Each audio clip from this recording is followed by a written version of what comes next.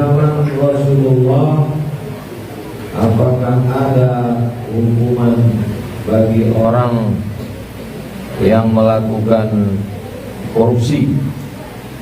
Dalam Al-Quran disebutkan, wa may yaghlul, siapa yang curang, ya'ti bima ghalla yaumal qiyamah, Allah akan mendatangkan kecurangannya pada hari kiamat.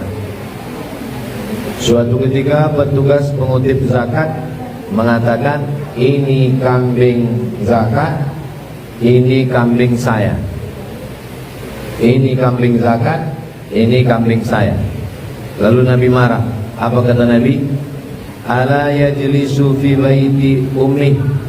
Kalau dia duduk di rumah maknya, di rumah bapaknya, apa mungkin orang datang ngasih kambing ke dia? Dia dapat kambing itu karena dia amil zakat. Lalu Nabi mengambil kambing zakat. Nabi mengambil kambing yang kata dia kambing dapat hadiah karena dia petugas zakat itu untuk diserahkan ke Baitul Mal. Inilah yang disebut dengan gratifikasi.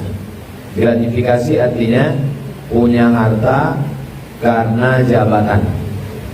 Pejabat yang dapat hadiah dari perusahaan, dari PT supaya menang tender, maka itu wajib diambil, diserahkan ke Baitul Mal.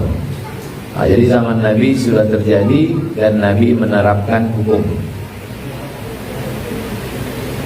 Di negara kita sebagusnya hukumannya seperti apa?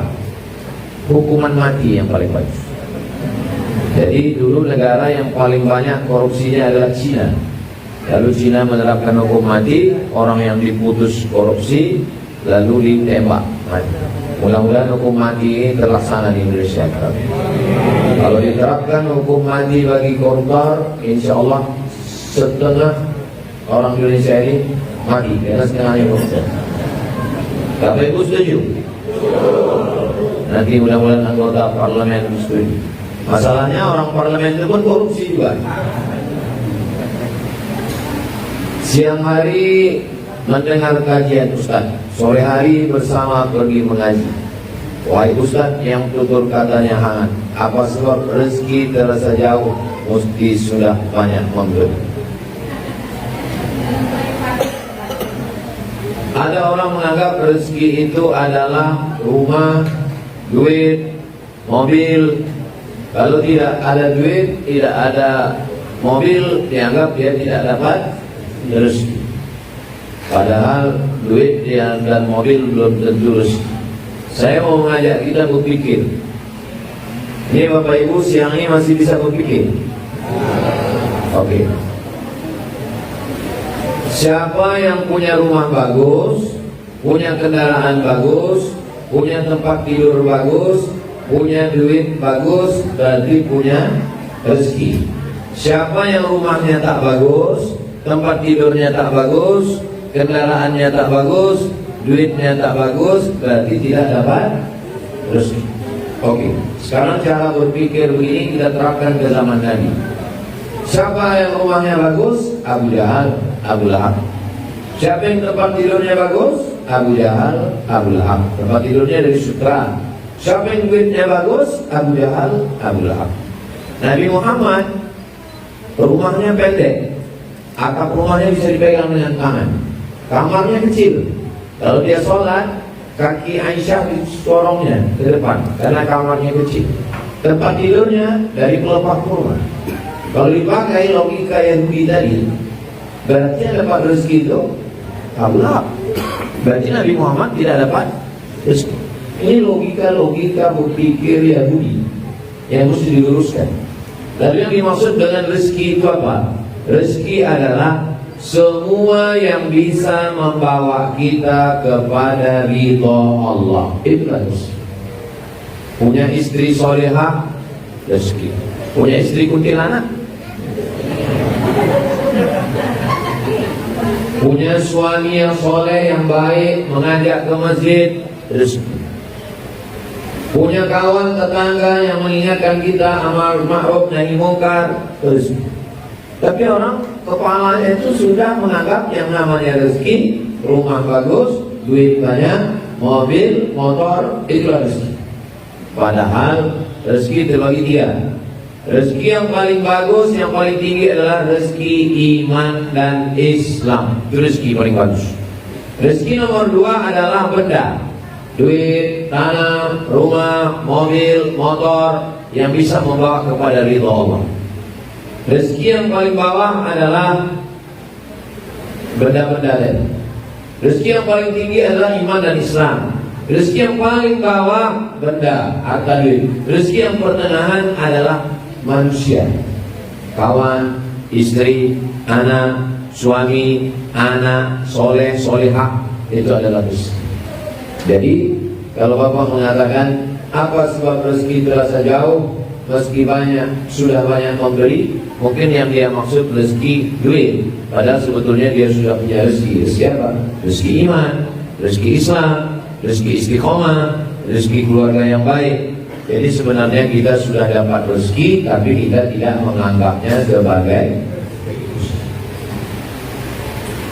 Ada orang kaya, tabungannya banyak, rumahnya bagus, mobilnya mahal, tapi tidak membuatnya dekat kepada Allah. Apa namanya itu? Istidraj. Istidraj adalah azab yang tertunda. Sana setelah diri juhum, kami ulur mereka dengan istidraj. Dipanjangkan umur, disehatkan badan, ditinggikan kuasa, dibesarkan rumah, dikasih mobil, dikasih jabatan. Inna kaidi matin, tipu dayaku aman sangat kuat. Mudah-mudahan kita mendapat rezeki yang halal yang berkah. Luruskan pemahaman tentang rezeki. Bagaimana cara terbaik membiasakan anak sholat di masjid tanpa mengganggu jamaah lain? Suatu sop di belakang khusus anak kecil. Orang tua di depan, anak-anak buat satu sop khusus. Bagaimana caranya supaya anak ini tidak ribut? Angkat satu petugas khusus. Kalau di masjid kita ada 2 imam, imam 1 pimpin sholat, imam 1 kasih rotan panjang mengawas anak. Insya Allah dia diam. Mengamuk bapaknya pukul. Jangan sampai anak tak dibawa ke masjid. Dari kecil telonjak-lonjak, sudah besar terbawa-bawa, sudah tua terbawa tidak. Anak kecil bawa, anak kecil bawa, anak kecil bawa, anak kecil bawa. Selama di masjid masih ada anak kecil, berarti masjid Fastaribul Haram insya Allah masih ramai 20-30 tahun akan datang. Anak kecil ini yang akan melanjutkan ini. Jangan terganggu dengan anak kecil. Saya belum pernah marah karena anak kecil lompat-lompat lari-lari, belum pernah. Yang punya darah tinggi, asam lambung, asam urat, tahan-tahan. Jangan mengamuk gara-gara anak. Karena anak kecil inilah banyak gue ini. Apakah ada batasan usia cara khusus untuk mendidik anak agar cinta ke masjid sejak dini? Nabi sujudnya lama. Disangka sahabat turun wahyu. Ternyata setelah bangun rupanya cucunya naik ke atas tembok. Lama sujudnya, takut dia bangkit, cucunya jatuh ke belakang. Nabi sedang khutbah. Waktu Nabi sedang khutbah, turun dia dari atas mimbar. Rupanya cucunya Hasan Husain sedang berebut kain. Dilerainya cucunya, diantarkannya ke rumah Fatimah. Ini mimbar Nabi, ini kamar Nabi sama Aisyah. Di belakang itu kamar Fatimah sama Ali, tetangga yang sekarang sudah ada di rumah Nabi. Kalau kita ke Taman Raudhah, di kamar Nabi sama Aisyah, di belakang itu sama kamar Ali sama Fatimah. Di situ di laman itulah Sayyidina Ali, Sayyidina Hasan Husain berebut kain. Turun Nabi dari mimbar, dilerainya cucunya itu, dibawakannya pulang, naik lagi dari atas. Sudah khutbah Jumat. Apa kata Nabi? Innama amwalukum wa auladukum fitnah. Sesungguhnya anak dan harta kamu ini jadi fitnah, jadi ujian. Artinya apa? Bahwa anak cucu mesti diperhatikan, dibawa sholat, dibawa beribadah. Tapi kalau dia pakai pempes, ganti pempes baru. Khawatir kalau pempesnya ini ada kencing, kotor, najis. Kalau dibawa dia sholat, batal sholat. Karena tak boleh kita sholat bawa najis. Ada sebuah studi kasus lebih kurang begini. Seorang anak perempuan diadopsi sejak lahir. Pada saat pernikahannya dinikahkan oleh wali hakim. Sedangkan bapak kandung anak tersebut masih ada dan diketahui keberadaannya. Tapi untuk menutupi identitas anak tersebut dibuatlah binti fulan. Pertanyaan, bagaimana hukum atas status pernikahan tersebut? Nikahnya batal, tidak sah. Dalilnya, la nikaha illa biwaliyin. Tidak sah nikah kecuali dengan wali. Walinya hidup atau mati? Hidup. Diketahui atau tidak diketahui? Diketahui. Maka ini pembohong, penipu, bisa dipidanakan karena menutupi. Salah kedua, dia tidak menulis nama binti ayah kandung. Tak boleh. Nabi punya anak angkat, namanya Zaid. Lalu dipanggil orang Zaid bin Muhammad, Zaid bin Muhammad. Turun ayat, ud'uhum li abaihim, panggil dia dengan ayah kandungnya. Itulah asalnya anak angkat tak boleh pakai bin bapak angkat. Akhirnya dipanggil Zaid bin Harisah. Jangan lagi pakai Zaid bin Muhammad. Turun ayat, Allah marah. Maka Muhammadun aba ahadin min rijalikum. Muhammad bukan bapak kamu, walakin Rasulullah, tapi dia adalah Rasulullah wa khataman nabiyyin, dia penutup para nabi. Dua kesalahan. Pertama pakai binti ayah angkat, yang kedua waktu akad nikah pakai ayah, pakai wali hakim, padahal ada ayah kandung. Bagaimana? Ulang balik nikah. Kasih tahu sama bapak angkatnya, sampaikan video sama dia. Bapak angkat, kau masih hidup, belum malaikat maut belum datang, ulang balik akad nikah anak angkat kau. Karena kau sudah penipu, kau bohong, kau taubat, kau mesti minta ampun kepada Allah Taala. Ulang balik akad balik. Anak udah 12, kau menanggung dosanya. Bapak angkat, ibu-ibu angkat yang punya anak angkat, cari ayah kandungnya, nikahkan dia. Tak sanggup kami mengucapkannya Pak Ustaz, bawa ke saya, biar aku yang bilang. Tak sanggup dia bercakap, aku yang berat-beratnya kasihkan. Ini berat, biar aku aja. Saat ini yang bersangkutan sudah memiliki 3 anak dan orang tua angkatnya belum juga menjelaskan status anak adopsinya. Mesti dia kasih tahu.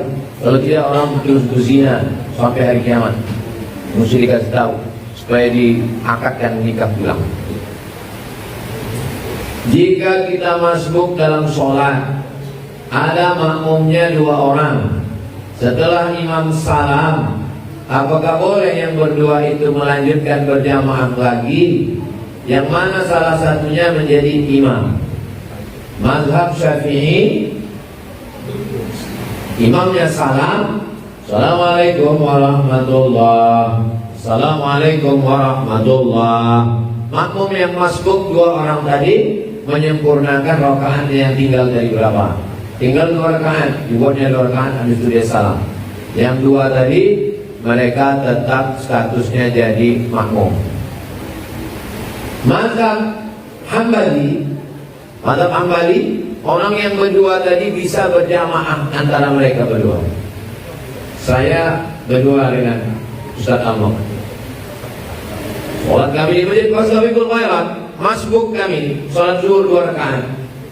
Salam imam, kami berdiri lagi. Kalau kami pakai mazhab Syafi'i, kami tambah 2 rakaat salam. Tapi kalau kami pakai mazhab Hambali, kami berdua berjamaah. Satu di antara kami jadi imam. Lalu saya mundur ke belakang, Ustaz Almam saya angkat jadi imam.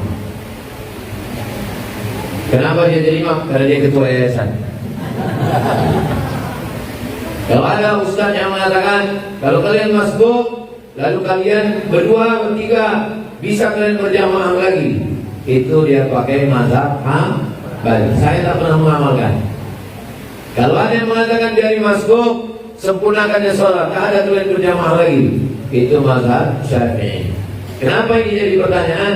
Karena banyak ustaz-ustaz yang pulang itu menceramahkan ini. Karena dia belajar dari Saudi Arabia. Saudi Arabia mazhabnya Hambali. Setelah pulang disampaikannya itu, polling kepala jamaah. Yang Syafi'i aja belum selesai, tambah lagi Hambali. Saya seorang janda ditinggalkan suami meninggal. Saya mau menikah lagi, tapi anak saya tidak setuju. Apakah yang saya lakukan untuk meyakinkan anak saya? Hai anak-anak, kalau ayah kalian mati, maka ibu kalian tidak perlu minta izin kepada kalian. Ibu hanya minta izin kepada wali. Wali ibu siapa? Pertama ayah, kedua atuk, ketiga abang, ketiga adik, keempat abang ayah, kelima abang ayah, keenam adik ayah laki-laki. Itulah wali kalian. Kalian perempuan kalau mau nikah, kalian bilang ke wali kalian, ya, aku mau nikah setelah 4 bulan 10 hari. Walladzina yatawaffawna minkum wa yadharuna azwaja. Perempuan yang suaminya mati meninggal dunia, dia menunggu 4 bulan 10 hari. Arba'ata ashhurin wa asyra. Kenapa nunggu 4 bulan 10 hari? Mana tahu di dalam perutnya ada rahim, tak boleh bercampur dengan suami baru. Kalau dia hamil, tunggu sampai anak lahir, habis nifas, baru dia nikah lagi. Setelah 4 bulan 10 hari tak hamil, maka dia bisa menerima pinangan laki-laki yang baru. Judul lagunya Ku Tunggu Janda. Anak-anak ini mesti sadar diri, tahu untung.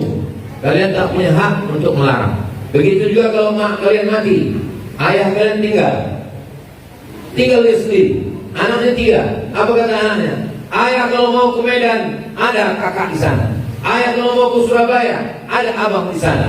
Ayah kalau mau ke Malaysia, ada adik di sana. Jangan pikirkan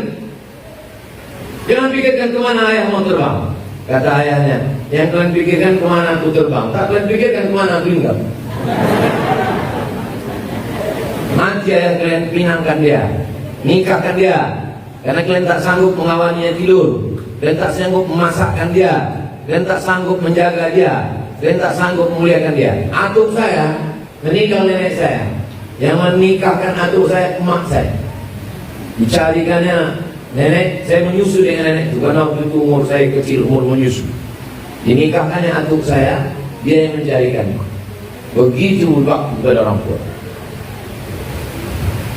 Dalam rangka memberikan pembinaan kepada anak-anak yang mengaji di masjid, kami minta mereka kadang-kadang untuk azan di setiap waktu sholat, dengan harapan tercipta regenerasi cinta masjid dan cinta azan. Namun di sisi lain, hal ini dikritik oleh beberapa jamaah karena lafal azan yang dilantunkan anak tadi banyak yang belum pas. Cemana sebaiknya Pak Ustaz? Kumpulkan yang mengkritik itu, suruh dia azan. Mana yang mengkritik? Datang kemari, tulis 5 orang mengkritik, 5 orang. Kau subuh, kau zuhur, kau asar, kau maghrib, kau isya. Tapi umur kalian sudah lanjut 40-50. Kalau kalian mati, siapa yang azan sini? Saya azan di musola dekat rumah saya dari sejak kelas 4 SD, kelas 5 sampai kelas 6. Ini muazin tetap. Sekarang kalau saya balik ke kampung dekat rumah mak saya, semua jamaah datang memeluk saya. Muazin kami dulu. Muazin. Kelas 4, kelas 5. Mana ada anak-anak betul bacaannya? Ayahnya aja kadang tak betul bacaannya. Ini kadang yang mengkritik ini pun bukan betul juga bacaan. Mari saya dengar bacaan kalian yang mengkritik-kritik ini. Mari sini biar ku dengarkan Fatihah. Mari yang mengkritik. Mari sini biar ku dengarkan bacaan Fatihah. Macam betul aja bacaan. Kita tinggal di lingkungan Salafi. Menurut mazhab wudu menurut mazhab Maliki, sholat menurut mazhab Hambali. Bagaimana Ustaz? Apakah boleh wudu mazhab Hambali, wudu mazhab Maliki? Mazhab Maliki wudu. Macam mana wudu mazhab Maliki? Rambut semuanya disapu.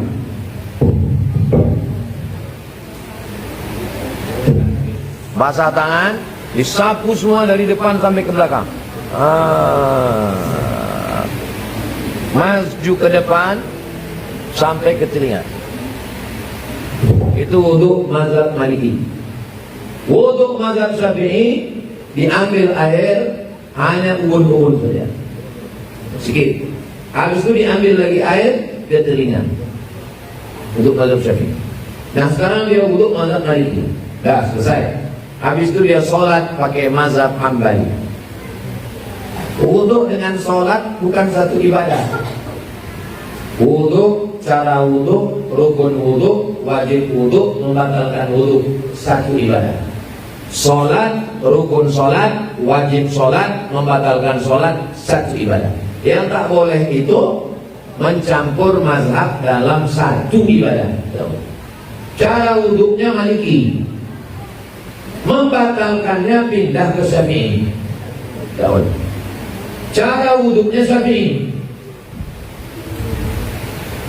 cara wuduk Syafi'i. Pas membatalkannya pindah ke Maliki. Hari Ahad, hari libur, pergi undangan di hotel. Sampai di hotel salaman dia. Habis salaman sholat dia di Masjid Ar-Rahman. Kau tak wuduk lagi, wudukku tak batal. Karena mazhab Maliki kalau tak bernafsu tak batal. Aku tak bernafsu, tak batal. Tapi kan cara wuduk kau dari Syafi'i, tak bisa cara wuduknya Syafi'i membatalkannya pindah ke Maliki.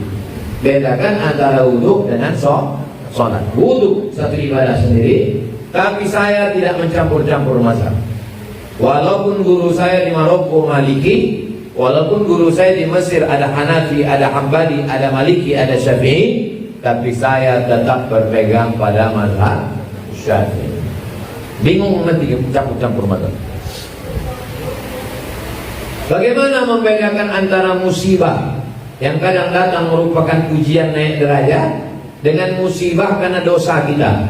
Misalnya demam, tiba-tiba nanti malam demam. Bagaimana cara kita membedakan demam ini menghapus dosa dengan demam ini mengangkat derajat? Kalau demamnya demam puyuh, menghapus dosa. Kalau demamnya demam malaria, menaikkan derajat. Enggak ada. Tidak ada itu. Semua ujian kita, sakit, mati, rugi, tumpul, kebakaran, dia cuma ada 4 kemungkinan. Hanya 4 kemungkinan. 1, dosa diampuni. 2, sebetulnya namanya sudah masuk dalam penghuni surga, cuman amalnya kurang. Gak masuk nama dia dalam list penghuni surga, cuman amal dia kurang. Kata Allah, kasih dia ujian. Kalau dia sabar, nanti amalnya jadi lengkap. Itulah mana ayat innama yuwaffas sabiruna ajrahum bighairi hisab. Orang yang sabar, amalnya full. 3, Allah ingin mengangkat derajat. Orang yang diuji itu dinaikkan Allah derajat. 4, Allah mau kasih pahala ridho. Amal yang paling tinggi bukan puasa. Amal paling tinggi berhaji. Amal paling tinggi adalah ridho, menerima takdir Allah. Makanya kita minta kepada Allah, minta ridho. Allahumma inna nas'aluka ridhoka wal jannah. Jadi kalau kita sakit, kalau kita demam, kalau kematian, kalau kita rugi, atau kita kena musibah, banjir, bandang, kena galodo, kena gunting beliung, kena tsunami, ada 4 kemungkinan. Pertama, dosa diampuni. Yang kedua, amal kurang, dengan ujian itu kita masuk surga. Yang ketiga, mau dia naikkan derajat. Yang keempat, mau mendapat pahala paling tinggi adalah pahala ridho. Di antara yang 4 ini dari mana kita tahu? Ya nggak tahu, karena nggak ada malaikat ngasih tahu. Sama sakit, kau kena pasal 2, nggak ada. Kita hanya husnuzon sama Allah. Saya kalau saya sakit saya demam di rumah, aku husnuzon. Aku husnuzon sama engkau ya Allah. Berarti dosaku engkau ampuni. Berarti mungkin aku sudah masuk surga, cuman amalku kurang. Berarti engkau ingin mengangkat derajatku, dan engkau ingin ngasih aku satu amal yang tidak perlu keluar duit, tidak perlu keluar darah, tidak perlu keluar harta, cukup diam. Namanya sabar. Dan amal ini disebut dalam hati namanya ridho, dan balasannya luar biasa. Wala saufa yu'tika rabbuka fatarda. Jelas? Kalau Tuhan pergi ke Padang, jangan lupa membawa kawan.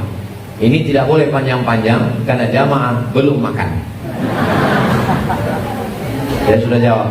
Itulah yang dapat saya jawab siang hari ini. Bapak Ibu pulang ke rumah makan, saya sudah makan sebelum ceramah tadi. Nah, itu maka suara saya menggelegar. Saya makan di rumah Pak Dokter tadi. Al-Haziniah, mari kita berdoa sama Allah. Mudah-mudahan kita istiqomah iman dan Islam, badan kita sehat walafiat, anak-anak kita soleh dan solihah, keluarga kita sakinah mawaddah warahmah, masuk surga bersama Rasulullah. Al-Fatihah. A'udzubillahi minasyaitonir rajim. Bismillahirrahmanirrahim. Alhamdulillahirabbil alamin. Arrahmanirrahim. Maliki yaumiddin. Iyyaka na'budu wa iyyaka nasta'in. Ihdinas siratal mustaqim. Siratal ladzina an'amta 'alaihim ghairil maghdubi 'alaihim waladdallin. Amin. La tad'a lana dzamban illa ghafartah. Pulang kami dari majelis ini bersih dari dosa-dosa. Wala dainan illa qadaita. Tolong kami lepas dari hutang piutang riba. Wala maridhan illa syafaita. Yang sakit-sakit angkat penyakitnya, sehatkan ya Allah. Wala mayyitan illa rahimta. Yang meninggal dunia lapangkan kuburnya. Wala aziban illa zawwajta. Yang belum menikah jumpakan dengan jodoh yang baik-baik. Wala raghiban illa anjabta. Yang belum ada keturunan berikan anak soleh dan solehah. Wala hajatan min hawaiji dunya wal akhirati laka ridha wa lana fiha shalah. Segala hajat dunia hajat akhirat baik bagi kami dan engkau ridha, maka tunaikanlah ya Allah. Rabbana atina fid dunya hasanah wa fil akhirati hasanah wa qina adzabannar. Wa sallallahu ala sayyidina Muhammad wa ala alihi wasallam. Walhamdulillahirabbil alamin.